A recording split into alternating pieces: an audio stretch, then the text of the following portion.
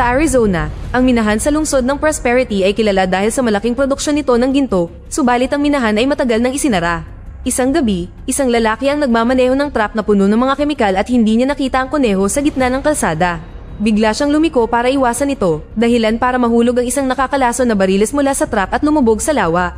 Kinabukasan, bumisita si Joshua sa lawa para mangolekta ng mga kuliglig, walang kamalay-malay sa nakalalasong kontaminasyon. Marami siyang mga gagamba bilang mga alagang hayop, kaya araw-araw siyang pumupunta rito para manghuli ng mga kulisap na ginagamit niya sa pagpapakain sa kanila. Makalipas ang isang linggo, binisita ni Mike si Joshua dahil nahuhumaling din siya sa mga gagamba at gustong tingnan ng mga alagang hayop ng kanyang kaibigan, ngunit natakot pa rin siya nang may tumalon na gagamba sa salamin. Napansin ni Mike na lumaki ng hindi karaniwan ng mga gagamba, kaya ipinaliwanag ni Joshua na pinapakain niya ang mga ito ng mga mahiwagang kulisap at umaasa na ang pagtuklas na ito ay magpapayaman sa kanya. Habang pinag-uusapan nila ang ilang mga teorya, ang isa sa mga tarantula ay nakatakas mula sa kulungan. Pagkatapos ay itinuro ni Joshua kay Mike ang tungkol sa lahat ng iba't ibang lahi ng gagamba na pagmamayari niya at ipinakilala siya kay Consuela, isang mapanganib na reyna na maaaring gumawa ng asid upang patayin ang kanyang biktima mula sa loob. Pagkaalis ni Mike papuntang paaralan, sa wakas ay napagtanto ni Joshua na nawawala ang isa sa kanyang mga tarantula. Sinimulan niya itong hanapin, para lamang una siyang mahanap ng tarantula. Gumapang ito sa kanyang likuran at kinagat ang kanyang leeg, dahilan para mapasigaw si Joshua sa hindi matiis na sakit. Habang nangangapa siya, hindi niya sinasadyang bumagsak ang iba pang mga kulungan na nagpapahintulot sa lahat ng mga gagamba na makatakas. Nagsimula silang gumapang sa buong silid at inatake pa ang loro ni Joshua. Sa sumunod na linggo, sinubukan ni Mike na bisitahin muli si Joshua, ngunit nang dumaan siya sa lawa, hinarang siya ng kanyang ina, si Samantha, na siya ring sheriff ng bayan. Sa tulong ni Deputy Pete, sinusubukan niyang kunin ang bariles at ipadala ito sa lab upang matukoy ang kemikal na nagparumi sa tubig. Itinuturing niyang hindi ligtas ang lugar, kaya pinasakay niya si Mike sa kanyang truck para iuwi siya. Sa kalsada, masyadong mabilis ang pagmamaneho ng isang grupo ng mga kabataan na nakamotorsiklo at gumagawa ng ilang mapanganib na trick. Nang makita sila ni Samantha, inikot niya ang truck at pinatigil sila. Sinabihan ni Samantha ang kanyang anak, si Ashley, na sumakay din sa truck at binigyan ng alkalde ng multa para kay Brett. Nang gabing iyon, gumugugol si Ashley ng maraming oras sa telepono at walang pakialam kahit kailangan ito ng kanyang kapatid, kaya ginulo ni Mike ang mga cable para isipin niyang hindi ito gumagana. Pagkatapos ay kinuha niya ang telepono at sinubukang tawagan si Joshua, ngunit walang sumasagot. Samantala, ang bahay ni Joshua ay natatakpan ng mga sapot at ang kanyang bangkay ay nagsisilbing pagkain ng mga gagamba na ngayon ay kasing laki na ng mga aso. Sa mall, inanunsyo ni Mayor Wade na nagkakaroon ng problema sa pananalapi ang bayan. Sa palagay niya ay malulutas ito sa pamamagitan ng pagtatayo ng commercial complex, ngunit kailangan ibenta ng mga taga roon ang kanilang lupain. Nagsimulang magreklamo ang lahat laban sa ideya, kabilang si Chris, ang anak ng may-ari ng minahan, na namatay 10 taon na ang nakakaraan. Kamakailan ay bumalik si Chris sa bayan at alam niyang nakakita ang kanyang ama ng ginto sa minahan, kaya tumanggi siyang ibenta ito. Nagsimulang magtalo sina Wade at Chris, at sinuntok ni Chris si Wade, ngunit bago pa ito lumaki, pinaghiwalay sila ni Samantha. Naaalala niya na noon pa man ay magagalitin si Chris at pinaalalahanan siya na umayos, ngunit hindi siya hinuli sa ngayon. Maya-maya sa bahay ni Pete, napansin ng kanyang pusa ang isang gagamba na pumasok sa vent at sinundan ito. Kasabay nito, inaabot ng misis ni Pete ang lata sa pantry, ngunit dahil nakikipagtalo siya sa asawa ay hindi niya napansin ang gagamba na nagtatago doon. Biglang narinig ng mag-asawa ang pagiyak ng kanilang pusa sa loob ng vent habang may mga kakaibang marka na lumitaw sa dingding na tila katawan ng pusa at gagamba. Sinundan nila ang ingay habang patungo ito sa kisame at nang kumurap ang ilaw, narinig nila ang pagkamatay ng pusa. Kinaumagahan, nakipag-usap si Chris sa kanyang tiyahin na si Gladys tungkol sa kung bakit siya umalis sa nakalipas na mga taon. Lumilitaw na binugbog niya pala ang dating asawa ni Samantha. May nararamdaman pa rin siya para sa kanya, kaya hinamon siya ni Gladys na kumilos para dito. Samantala, sinubukan ni Mike na lumabas ng bahay, ngunit natuklasan niyang pinusasan ni Samantha ang kanyang bisikleta. Aalis si Ashley para makipagkita kay Brett, kaya binigyan siya ni Samantha ng taser kung sakaling kailanganin niya ng proteksyon. Sa sandaling iyon, dumating si Chris na may dalang mga bulaklak para yayain si Samantha, at pumayag siya. Habang nag-uusap sila, sinamantala ni Mike ang pagkakataong lumabas ng bahay at pumunta kay Joshua nang naglalakad. Pagdating niya doon, laking gulat niya nang makita niya ang lahat ng sapot, ngunit wala ni isang gagamba. Wala rin si Joshua at ang loro, kahit ang katawan nila. Tiningnan ni Mike ang likod ng bahay at nakakita ng malalaking bakas ng paa na nagpapahiwatig na lalong lumaki ang mga gagamba. Sunod, lumapit siya sa pasukan ng minahan at nakakita ng napakalaking binti ng gagamba. Sa sandaling iyon, nakakita siya ng isang higanteng gagamba sa likod ng kuweba, kaya umalis siya bago pa siya makita. Sa isa pang lugar ng mga minahan, si Chris ay gumagawa ng mga plano kasama ang ilang mga lalaki upang mahanap ang ginto ng kanyang ama. Pagkatapos ng trabaho, nagmaneho si Chris sa kalsada at nakita niya si Mike, kaya inalok niya ito na sumakay. Habang nasa biyahe, sinubukan ni Mike na ipaliwanag kung ano ang nangyari sa mga gagamba ni Joshua at ipinakita pa niya kay Chris ang malaking paa, ngunit iniisip ni Chris na ito ay isang prank at hindi naniwala sa kanya. Bumalik sa minahan, nagtatrabaho pa rin ang isang lalaki at napansin niyang barado ang hose. Sinubukan niyang hipan ito para lang pumasok sa bibig niya ang isang grupo ng mga gagamba. Habang gumagapang palabas ang mas maliliit na gagamba, lumitaw si Consuelo para patayin ang lalaki. Pag-uwi ni Mike, dumaan siya sa bintana pero nahuli siya ni Samantha. Sinubukan niyang sabihin sa kanya ang tungkol sa mga gagamba, ngunit galit si Samantha dahil lumabas siya at iniisip na gumagawa siya ng mga kwento na isinisi niya sa masyadong panonood ng telebisyon. Sa gabi, ang isa sa mga ostrich ni Wade ay pinatay at ang lahat ng iba ay nagsimulang magpanik. Narinig ni Wade ang lahat ng ingay at lumabas upang mag-imbestiga, natagpuan ng mga buto ng patay na ibon. Gayunpaman, hindi niya nakita ang gagamba dahil nagtatago ito sa ilalim ng lupa. Isa-isang nawawala ang mga ostrich sa paligid ni Wade na parang nilalamon sila ng lupa. Kinabukasan, ang radio host na si Harlan ay nagkwento tungkol sa lahat ng mga patay na hayop na natatagpuan ng mga tao sa kanilang mga tahanan at nagbahagi ng mga teorya. Samantala, pumunta si Ashley upang panoorin muli ang mga lalaki na sumakay sa kanilang mga motorsiklo, ngunit pinanatili siya ni Brett sa kanyang trap upang makipaghalikan. Nagsimula siyang manghipo at pinigilan siya ni Ashley na nagpapaliwanag na hindi pa siya handa. Ayaw makinig ni Brett at sinubukang magpatuloy sa pamamagitan ng puwersa, kaya kinuha ni Ashley ang taser at kinuryente ang singit nito, dahilan para mahulog siya sa trap at maihiyan ang kanyang pantalon. Sinabi niya na masyado siyang nagre-react, kaya si Ashley na nagagalit ay nagmaneho palayo. Sa sandaling iyon, lumitaw ang malalaking gagamba at sumigaw si Brett sa takot. Tumakbo siya para bigyan ng babala ang mga kaibigan, ngunit nakita nila ang basang pantalon nito at tinawag siyang bata. Biglang tumalon ng isang gagamba sa isa sa mga kabataan at pinatay siya, kaya ang iba sa wakas ay nagsimulang tumakbo. Ang ilan sa kanila ay nakatakas sakay ng kanilang mga motorsiklo, ngunit ang mga gagamba ay nakakuha pa rin ng ilang mga lalaki at kinain sila para sa tanghalian. Hinabol pa ng mga nilalang ang mga nakamotorsiklo upang pilitin silang bumangga at kainin ang driver. Humarurot si Brett at gumawa ng malaking pagtalon na nagpapahintulot sa kanya na sipain ng gagamba, pagkatapos ay tumawid siya sa kalsada. Nang subukan siyang sundan ng isa pang gagamba, nadurog ito ng isang truck. Ang iba pang mga gagamba ay tumalon sa sasakyan at ginambala ang driver hanggang sa bumangga ito sa poste ng ilaw, na nagdulot ng maliit na pagsabog na pumatay sa grupo ng mga gagamba. Ang pagbangga na ito ay nakaapekto sa mga linya ng telepono. Iniisip ni Brett na natalo na niya ang mga gagamba, ngunit maya-maya ay mas maraming lumitaw, kaya kinailangan niyang humarurot muli upang makatakas. Hindi sinasadyang nakapasok siya sa minahan at natamaan ng kahoy sa pasukan, na naging dahilan upang gumuho ito hanggang sa naharang nito ang buong butas. Habang sinusubukan ng mga gagamba na humukay upang maabot siya, umalis si Brett upang maghanap ng isa pang labasan. Samantala, ang aso ni Gladys ay nakarinig ng ingay sa basement at bumaba doon upang mag-imbestiga. Nakahanap siya ng butas sa dingding at nagsimulang tumahol para lamang biglang lumabas ang malaking gagamba upang hulihin siya. Nang sa wakas ay napansin ni Gladys na nawawala ang kanyang aso, hinanap niya ito at nakita niya ang collar nito malapit sa butas. Pumasok siya sa loob at natuklasan na ang kanyang bahay ay direktang konektado sa mga minahan. Sa sandaling iyon, lumitaw ang mga gagamba at hinuli rin siya sa pamamagitan ng pagkulong sa kanya sa sapot. Di nagtagal, nakarinig din si Chris ng ilang ingay at pumunta sa basement, kung saan nakita niya ang butas at isang malaking binti ng gagamba na nagpaunawa sa kanya na hindi nagsinungaling si Mike. Sa umaga, dinala ni Chris ang paa kay Mike, na nagpaliwanag na ang ganitong uri ng gagamba ay hindi agad kumakain ng biktima nito, kaya maaaring buhay pa si Gladys.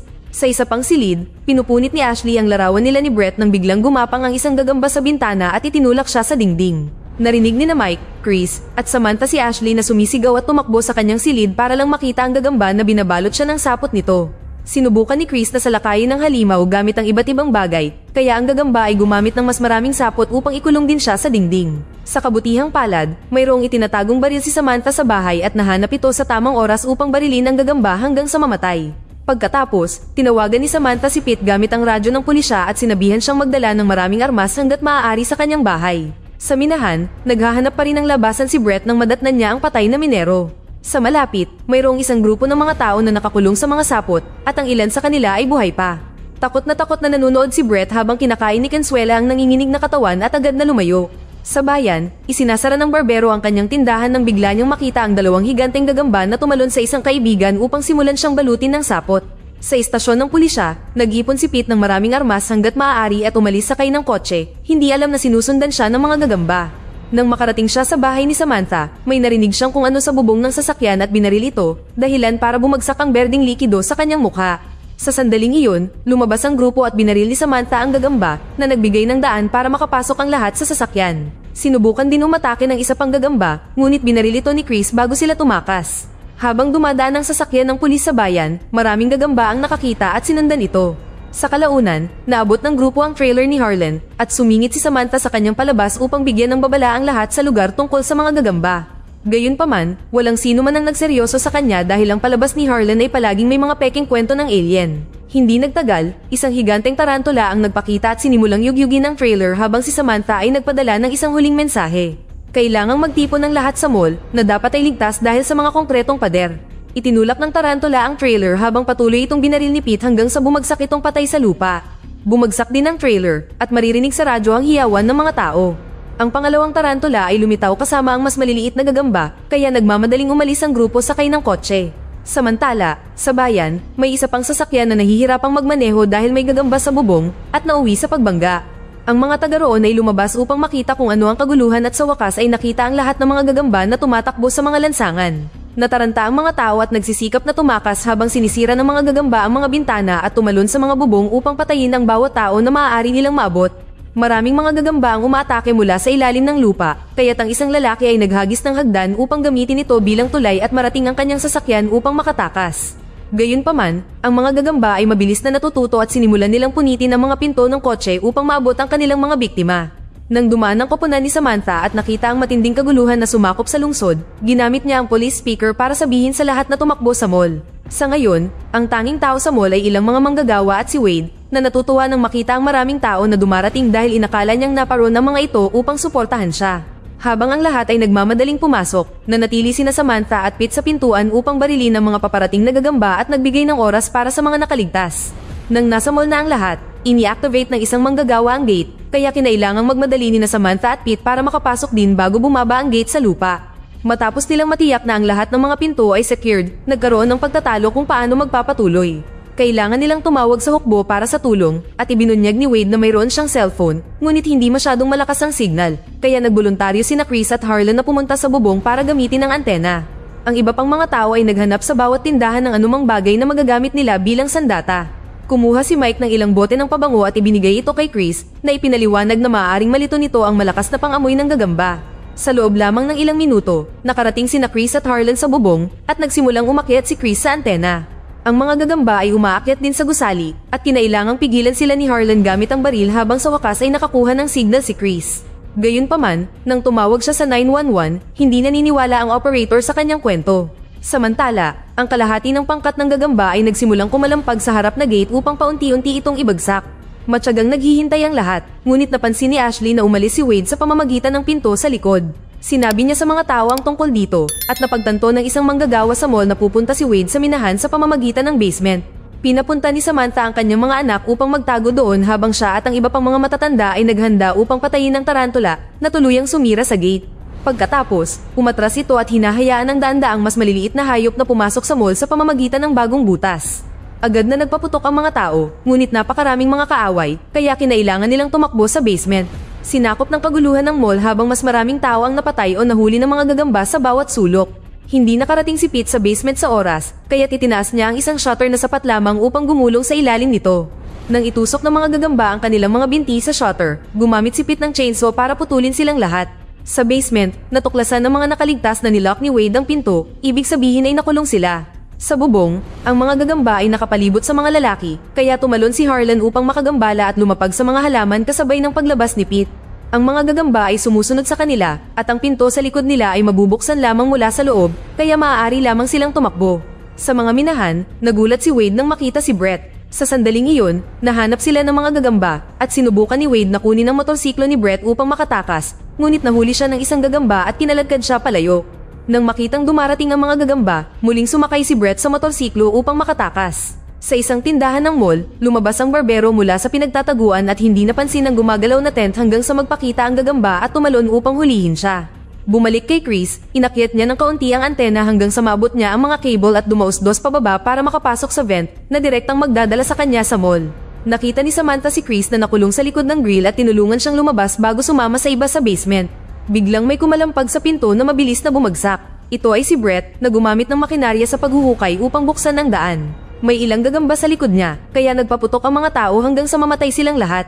Marami pang mga gagamba ang sumusubok na buksan ng kabilang pinto, kaya inilipat ni Samantha ang makinarya upang harangan ito bago sumama sa grupo, umalis sa pamamagitan ng mga minahan. Habang tumatakbo sila sa mga lagusan, napansin ni Chris ang kakaibang amoy at napagtanto na ito ay methane gas na nangangahulugang kahit isang maliit na spark ay maaaring magpasabog sa buong lugar.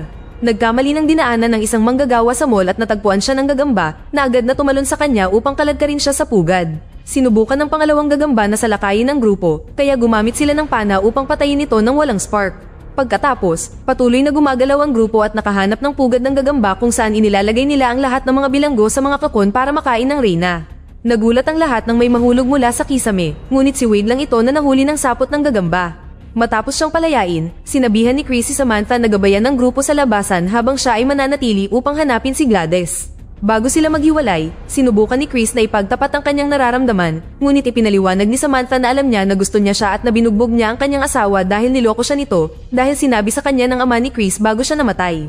Tinapos ni Samantha ang pamamaalam sa isang mabilis na halik. Samantala, sa basement, sinira ng tarantula ang pinto at sinundan sila kasama ang mas maraming gagamba.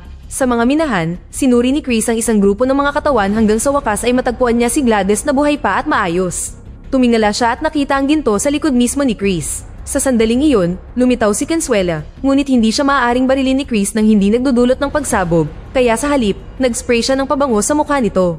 Nataranta si Consuela at nalito ng ilang segundo, na sapat na para sumakay sina Chris at Gladys sa motorsiklo ni Brett para makatakas. Sa kanilang paglabas, itinago ni Chris ang isang kahon ng posporo sa loob ng lampara. Habang hinahabol ni Consuela ang dalawa, nagawa ng grupo na lumabas sa minahan at hanapin ang generator. Walang gas para gumana ito, kaya inialok ni Ashley ang taser, na epektibong nagpagana sa generator. Isa-isa, ang mga bumbilya sa loob ng minahan ay bumukas at nagpasiklab sa mga posporo na lumikha ng malaking pagsabog na kumalat sa mga lagusan. Humarurot si Chris at Gladys at lumabas sa tamang oras, ngunit ang lahat ng mga gagamba, kabilang si Consuela, ay nahuli ng apoy. Ang pagsabog ay pumatay sa lahat ng mga nilalang habang si Wade ay humahagulgol dahil hindi niya maibibenta ang mga minahan sa ganitong kalagayan. Biglang dumating ang maraming pulis, ambulansya, at bombero kasama sina Harlan at Pete na nagpapakitang lahat sila ay mga tagahanga ng palabas ni Harlan at iyon ang dahilan kung bakit sila dumating. Nagtanong sila tungkol sa iba pang mga nakaligtas, ngunit sinabi ni Chris sa kanila na si Gladys ang tanging tao na buhay pa rin sa mga kakon. Pagkalipas ng ilang araw, may mga bagong gintong ngipin si Harlan, salamat sa pagtatrabaho ni Chris sa ginto sa minahan. Dito na nagtatapos ang ating kwento. Sana ay nagustuhan nyo. Mag-subscribe na kung hindi ka pa nakasubscribe, pindutin na rin ang notification bell at like button upang matulungan ang channel, at mag-iwan na rin ng komento. Maraming salamat sa panonood.